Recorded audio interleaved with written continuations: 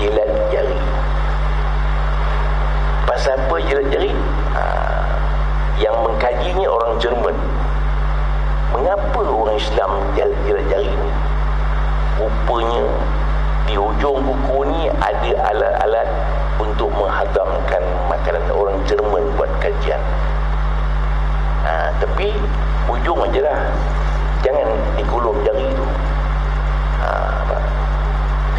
Sunnah, cara yang sunnah. Dan rambut dipotong, ditanam. Buat apa? Awet muda. Wajib.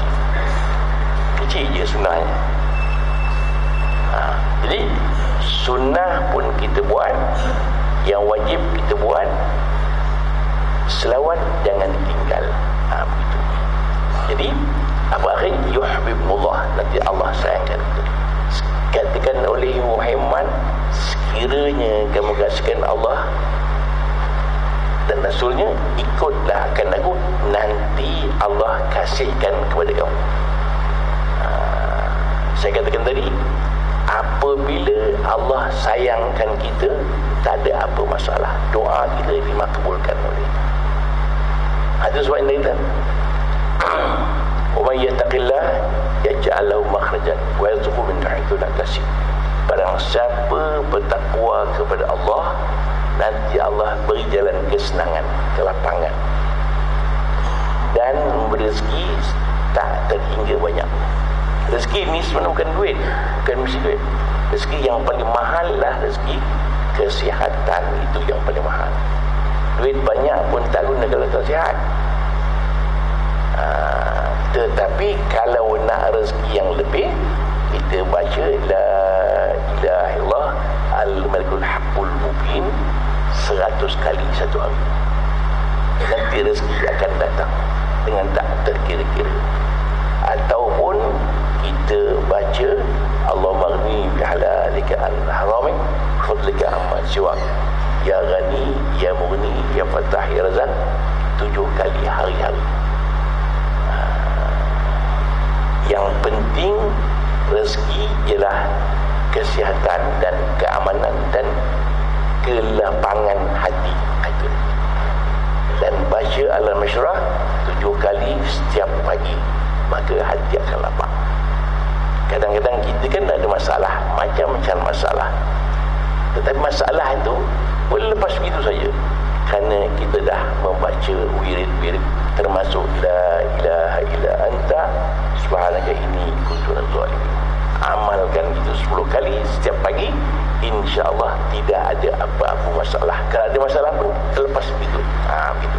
Itu yang pertama. Yang pertama, kalau kita amalkan solat tak tinggal, itu sebabnya orang-orang yang tidak tinggalkan masjid akan letakkan di bawah jangan arash di padang mahsyar besok. Kita akan dipanaskan di padang mahsyar, tetapi orang-orang yang sentiasa ke masjid melaksanakan sembahyang fardu jamaah akan terlepas dari siksaan panas sayim di padang mahsyar. Ada yang pertama. Yang kedua, dia kata wa yakunu badanu sahihan, sihat badan. Sekarang kan penyakit kan macam-macam penyakit. Jadi kalau kita sentiasa berulang alik ke masjid, sihat badan kita, insya-Allah. Kita amalkan juga selawat syifa. Allahumma salli ala tibbil qulub wa dawa'iha wa afitil abdani wa shifaiha wa nuril absari wa diaiha wa ala alihi wa sahbihi wasallam. Amalkan, insya-Allah akan sihat. Tiup pada air dan minum, baca selawat syifa. Samping kita melaksanakan solat berjamaah, badan kita akan sihat.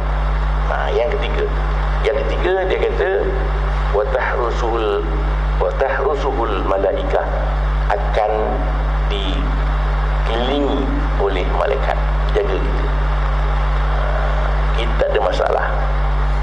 Jadi kalau kita boleh, maknanya mengamal itu, malaikat akan jaga kita. Jadi kawan saya seorang, dia berajin beramal, cukup berajin. Satu hari orang curi pun tukar dia. khusus. Tukar tak boleh keluar rumah. Tukar kulu gili, tak nampak jalan. Akhirnya ditangkap oleh orang kampung. Dia tengok apa hal imam gulu gili ni. Rupanya pencuri dah curi kereta dia. Hebat pencuri tu. Kunci tak ada, dia boleh curi. Satu hari dicuri televisyen dia pula. Televisyen dicuri. Akhirnya muntah di dalam rumah tu. Muntah dia. Tak sempat bawa lari televisyen kawan saya tu. Itu kelebihan dia. Maknanya malaikat jaga. Sebabnya kita nak keluar rumah, kita baca Bismillahirrahmanirrahim. La haula wala quwwata illa billahil azim. Sambung wa ja'alna min baini aydihim saddaw min khalfihim saddaw faghshayna wa yubsirun. Tiup atas bawah. InsyaAllah orang tak curi. Kalau orang curi juga, salah baca lah tu. Itu kelebihan dia. Maknanya orang yang beramal ini sentiasa Allah jaga dia. Jadi jangan bimbang, jangan berisau, tetapi kuat tawakal. Sebab doa itu mesti ada tawakal. Doa mesti ada dua. Satu al-thiqah, satu al-i'timad. Thiqah percaya pada Allah SWT. Al-i'timad bergantung harapan penuh kepada Allah SWT. Jadilah tawakal, berserah diri kepada Allah SWT. Jadi di samping kita beramal, kita juga ada bacaan-bacaan untuk menjaga rumah kita daripada sebarang gangguan. Terus sebabnya waktu tidur, kita nak tidur, kita baca 3 kul. 3 kul, tiup. 3 kul lagi, tiup. 3 kul lagi, tiup. Tiup sampai habis nafas. Baca Qul-Ahad, Qul a'udzu birabbil falaq, Qul a'udzu binnas. Tiup sampai habis nafas, baru sapu. Dan begitu. Itu bomoh punya. Nabi ajar tiup sampai habis nafas. Tiup habis, baru sapu. Sekiranya isteri kita uzur, kita bacakan pertangan dia. Kita suami tiup tangan dia dan sampai habis isteri sapu tangan. Kalau isteri itu uzur, tapi kita dah tua-tua ni tak kuasa dah, kita kawan dia dah menyebut. Itu yang ketiga. Yang keempat, wa yanzilul barakah fi darihi, turun keberkatan di rumahnya. Keberkatan. Sebenarnya berkat ni susah. Saya pesankan, jangan minta berkat pada Tuan Guru, salah. Minta berkat kepada Allah melalui guru boleh. Kata Tuan, doalah semoga berkat yang ada pada Tuan turun pada saya. Itu boleh. Tapi jangan Tuan beri saya berkat, tak boleh. Berkat itu Allah Ta'ala punya. Apa makna berkat? Makna berkat ialah kebaikan sepanjang masa.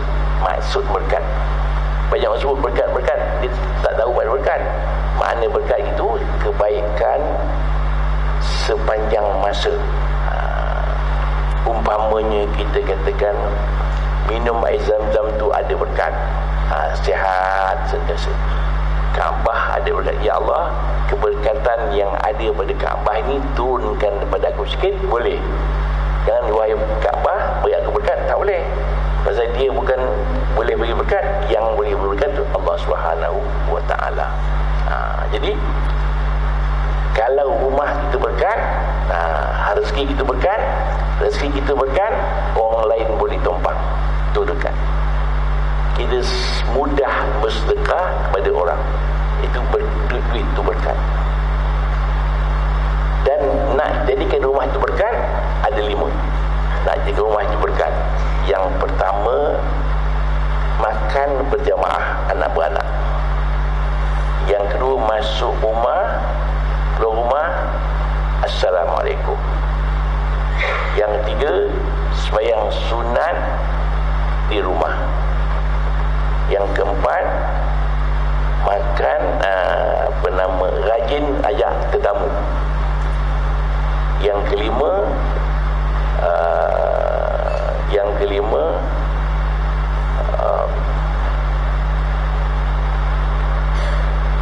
baca Quran di rumah. Itu Iqra Al-Quran. Baca Al-Quran kerana dia ada keberkatannya. Jadi kita begini. Yang pertama, makan berjamaah. Anak beranak makan berjamaah sama-sama. Yang kedua, rajin-rajin bawa tetamu ke rumah. Apa Nabi kata? Iza ja'ad dhaifu baital mu'min ja'a ma'ahu al-rahmah wa barakah. Atau kama qala, apabila tetamu masuk rumah orang beriman, masuk sekali 1000 rahmat dan 1000 keberkatan kalau tetamu masuk rumah itu. Rajin-rajin bawa tetamu. Ataupun kita tengah makan, orang datang, Assalamualaikum. Waalaikumsalam. Masuk makan. Jangan takut. Assalamualaikum. Kita nak jawab, takut orang masuk. Tunggulah pahala 1000 rahmat, 1000 keberkatan kalau tetamu masuk rumah kita. Sebabnya itu dia. Kemudian baca Quran kena baca di rumah. Selalu kan baca Quran. Kemudian sembahyang sunat di rumah. Itu sebab Nabi sembahyang sunat di rumah. Kita tak boleh sembahyang sunat di rumah. Kalau sembahyang sunat di rumah, tak sebab sembahyang jemaah kita. Jadi dia sembahyang sunat, kalau boleh sembahyang sunat di rumah, tak boleh sembahyang sunat di masjid. Dan saya pesankan, kadang-kadang kita ni silap. Sembahyang sunat lepas Jumaat hukumnya muakkad. Sembahyang Jumaat sebelum Jumaat tidak muakkad. Tetapi ramai orang sembahyang sunat sebelum Jumaat. Lepas Jumaat dia balik. Silap. Balik je. Yang keduanya, saya pesankan tuan-tuan, lepas sembahyang fardu, sembahyang dulu baru salam. Kita orang kampung kalau tak bersalam dia bising. Tak bersalam, balik je. Tak sembahyang tak apa. Ingat tu. Dia pesankan tuan-tuan, lepas sembahyang sunat ba'diyah dulu, baru salam kalau nak bersalam. Salam pun tak perlu sangat sebenarnya salamnya, tapi eloklah bersalam kerana nak berpisah. Ingatkan nak berpisah, itu salam sunat. Lagi satu, sunat subuh jangan tinggal. Tapi saya nak pesankan tuan-tuan, kadang-kadang kita pasang mikrofon kuat sangat, pagi-pagi tak boleh. Pasal ada orang nak tidur baru balik kerja, ada kanak-kanak yang baru lahir nak tidur, tapi kita pasang mikrofon kuat-kuat, mengganggu orang, jadi haram pula. Boleh tapi sikit je, perlahan, dan jangan panjang, 10 minit cukup untuk menggerakkan orang tidur supaya sembahyang subuh.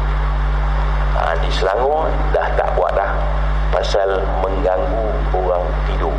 Kita memang nisbahnya bagus, tapi kadang-kadang kita lupa ada orang yang baru bersalin, ada orang kanak-kanak baru nak tidur, ada orang sakit, macam-macam. Tapi kita boleh pasang mikrofon tu sekejap, 10 minit sementara subuh, jangan terkuat. Tak boleh, itu pesanan. Kemudian yang kelima,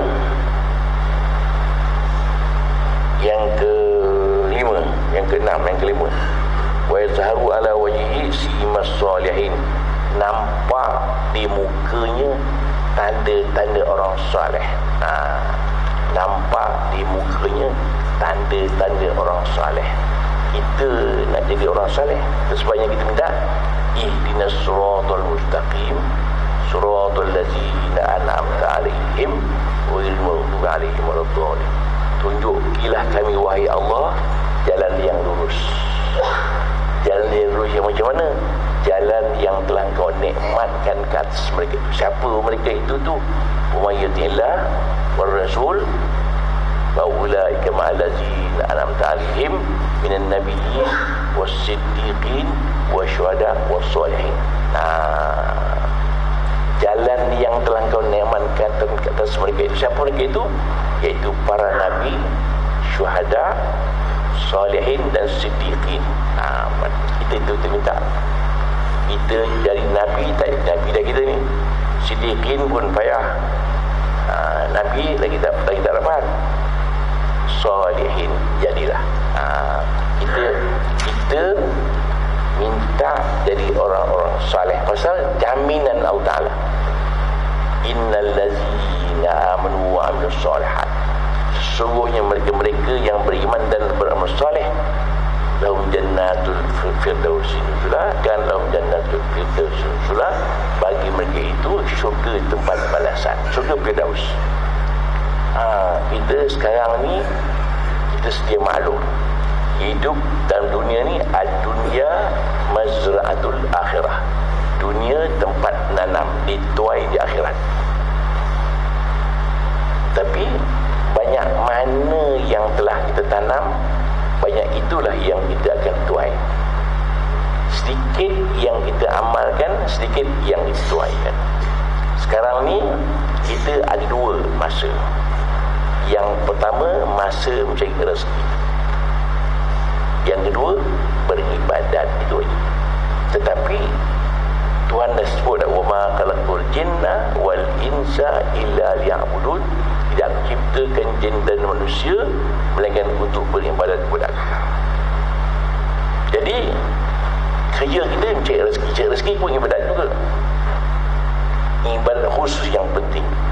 Pasal masa untuk cari rezeki itu sebenarnya Tuhan dah siapkan. Rezeki pun dah Tuhan siapkan dah. Tetapi bekalan untuk akhirat tak tahu lagi. Kita tak tahu bila kita nak mati. Bila? Tak tahu. Masa itu terlalu terhad. Kita kadang-kadang sibuk sangat mencari harta dalam dunia ini. Sibuk. Maka kita pun meninggal dunia baru menyesal. Allah, dah mati aku. Masa kita dalam kubur besok, bila kita dah masuk dalam kubur, dah masuk dalam, orang pun balik. Tuhan hantarkan roh kita sekejap dalam kubur tu. Kita celik mata, tengok kain kapan, dah mati aku. Baru perasan dulu tak banyak amalan, sibuk cari uang. Orang cari uang sibuk ni akan Tuhan seksa dengan 6 seksaan. Yang pertama, angan-angan yang tak berkesudahan. Sibuk cari lagi, tak cukup. Bilakah kita akan cukup dengan duit? Takkan cukup. 1 bilion duit dia kata apa? Nak jadikan 2 bilion. 1 bilion 10 keturunan pun tak habis. 20 bilion dia akan berniaga lagi nak jadikan 25 bilion. Banyak mana dia makan agak-agak. Pernah tuan-tuan tengok orang kaya makan macam ni 10 keping satu hari ada? Sekeping. Banyak tuan makan. Saya orang kaya dia makan banyak. Tak ada. Tapi apa yang suka, dia tengok nombor duit aja. Nombor tengok 10,000, 20,000, suka tengok. Akhirnya wang menguasai dia, bukan dia menguasai wang. Itu banyak orang tak bayar zakat. Sekiranya orang Malaysia ni bayar zakat kesemuanya, senang lenang kita semua boleh pakai kereta belaka. Seorang ada 1 juta, kalau dapat 1,000 orang, tak 1 bilion. Zakat berapa? 25 juta zakat. Tetapi lagi duit banyak. Pasal lagi duit banyak, lagi sayang duit. Contoh ini, kita ada 1,000, zakat berapa? RM25. Senang je bayar, bukan? Kita ada 100 ribu, RM250. Senang aja bayar. Ada juta, 25,000. Banyak ni. Ada 100 juta, berapa? 2.5 juta. Lagi tak bayar. Ada kawan saya seorang, dia ada duit 120 juta. Kawan saya kira zakat dia 25 juta lebih, 2.5 juta lebih. Dia kata, ada ke orang bagi zakat banyak-banyak ni? Akhirnya dia bagi 40 ribu je. Akhirnya dia mati, tinggal duit. Itu yang sedih tu. Duit yang kita punya, yang kita sedekahkan, itu kita punya. Yang dalam poket belum tahu. Yang sedekah itu, itu kita punya. Yang kita simpan dalam poket, kita punya, belum tahu. Ini boleh jadi waris punya. Waris tak apalah, isteri kita tak apa, anak kita tak apa. Tetapi isteri kita itu, kalau kita mati, berapa lama dia tahan agak-agak? 4 bulan 10 hari habis iddah dia. Orang pun pinang dia, macam mana?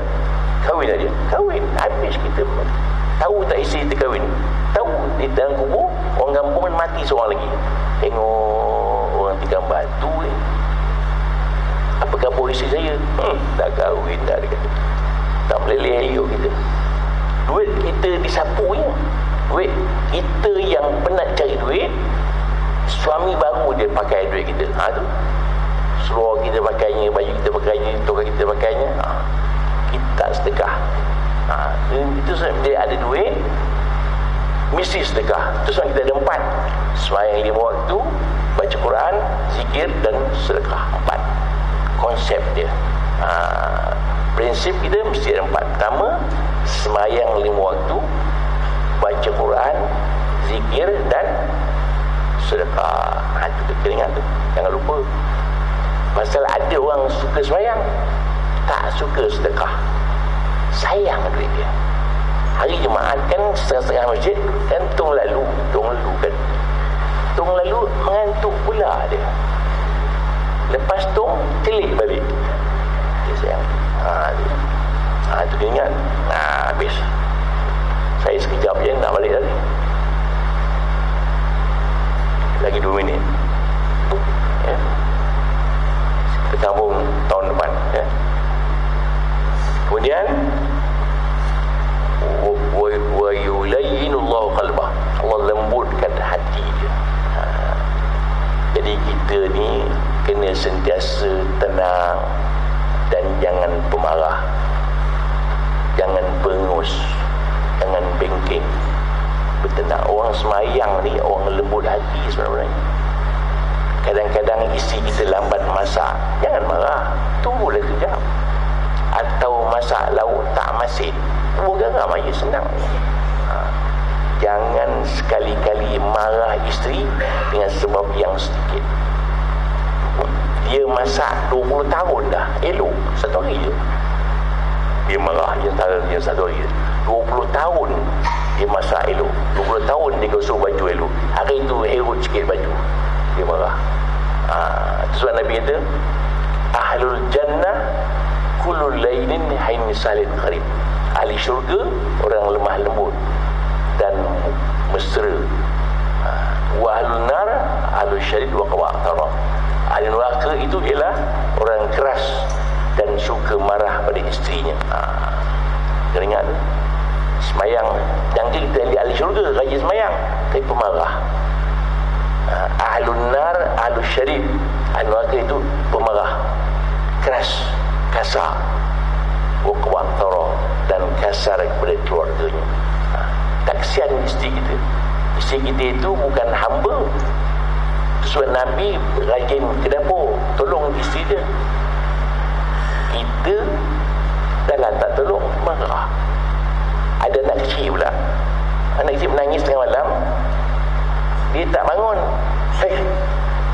Anak menangis, pekak, dia tak pekak, dia pekak juga ni. Tapi dia kata dia sabar. Pasal budak menangis pun dia diam, sabar. Bukan sabar tu bangang namanya. Itu kita kalau orang beribadat lembut orangnya, tak ada marah-marah, barulah ahli syurga. Sama juga kedekut, al-bakhilu ba'idun Allah, orang kedekut jauh dari Allah, wa'idun anil jannah, jauh dari syurga, wa'idun anil nas, jauh dari manusia. As-sakhiyu, orang pemurah, qaribu min Allah, dekat kepada Allah, wa qaribu minal jannah, dekat kepada syurga, wa qaribun minan nas, dekat dengan manusia. Sama juga marah, jangan marah. Al-ghadabu yufsidul iman, marah itu membinasakan iman. Sebab dia kata sabar itu pahit dari awal tetapi manis di ujung. Saya ulang lagi, sabar itu pahit awalnya, manis di ujungnya. Jangan jadi marah. Jadi orang yang penyabar, as-sabru nisful iman, sabar itu separuh dari iman.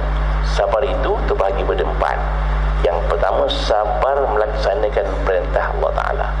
Yang kedua, sabar meninggalkan larangan Allah Ta'ala. Yang ketiga, sabar kita menghadapi cubaan Allah Ta'ala, dan sabar menghadapi berbagai-bagai bencana. Begitulah kan. Jadi saya tak dapat habiskan kerana keterbang saya pukul 9 pagi. Kita sambunglah akan datang insya-Allah, mudah-mudahan. Aku dah qali hadza wa sallallahu alazim. Dan kawan saya tadi ni ada bawa minyak zaitun ni.